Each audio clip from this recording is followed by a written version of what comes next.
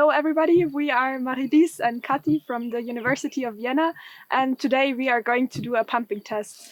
So here you can see our pumping well and a suction hose which we are later going to put into pumping well for pumping, and around you can see a couple of installed observation wells into which we already put these data loggers for later measuring the drawdown in the wells over time.